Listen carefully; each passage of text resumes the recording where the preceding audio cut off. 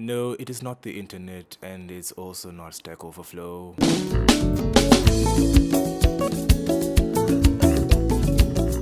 WhatsApp group chats. Yes, those things have saved my life on so many occasions in the past 2 years. I can't even begin to imagine how my life would be right now without them. Man, I love you niggas. On the real though, your peers, the same guys who are doing the same degree as you doing, those are the guys. That's where you're gonna find the pots. Reasons. First reason, the most obvious reason is you don't have the time. You simply don't have the time to try and do everything by yourself. Because you probably have a lot of work to do.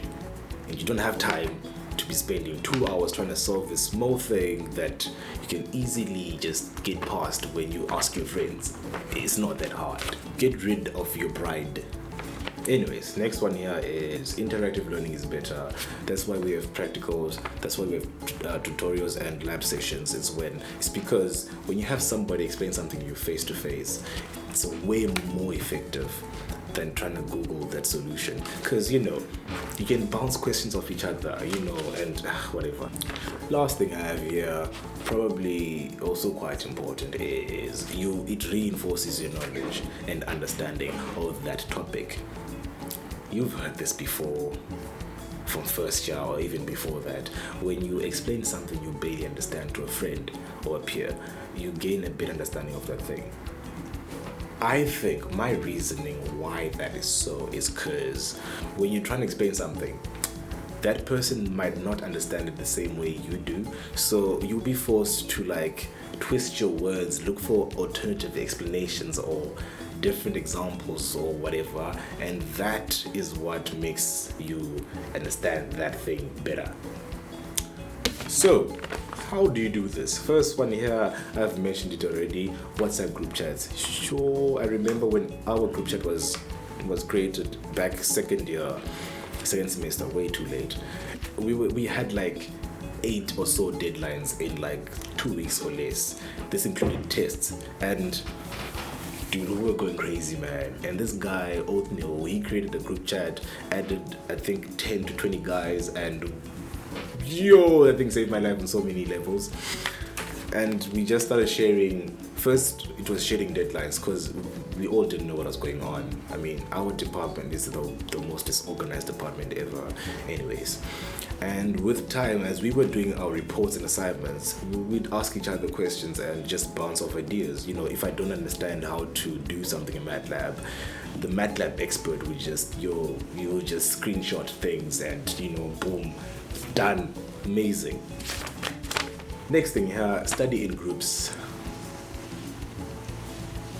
Study with your mates. It works. You don't have to actively study together, but at least study in the same place. When you don't get something, just go ask your friend next door. When he doesn't get something, he's gonna come to you and ask. It's just better.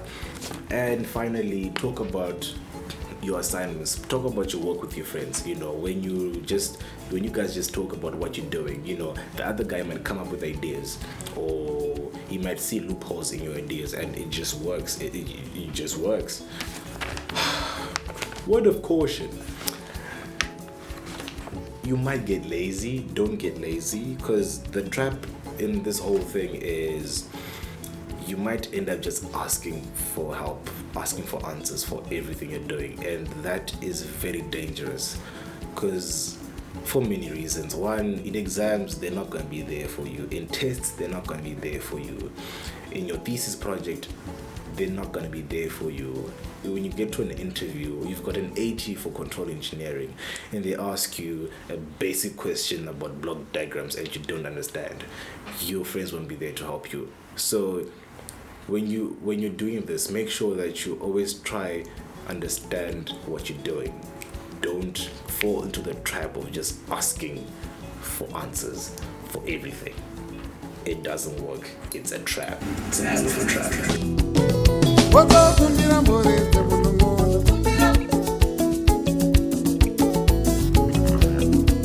Ungado kumbira varetse chete